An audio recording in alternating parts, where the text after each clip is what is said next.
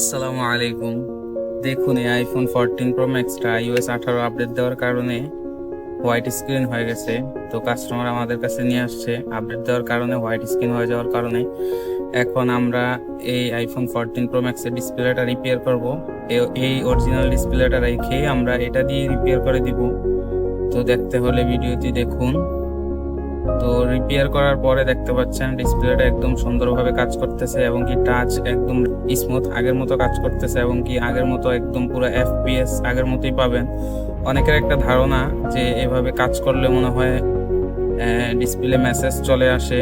না, এরকম কিছুই না। আমাদের কাছ থেকে কাজ করালে ডিসপ্লে মেসেজ আসবে না, আপনার ফোনটি পুরোই আগের মতো অক্ষত থাকবে এবং কি আপনার ফোনের ফেস আইডি এবং ট্রু টোন একদম স্মুথলি আগের মতো কাজ করবে, একদম আগের মতো থাকবে।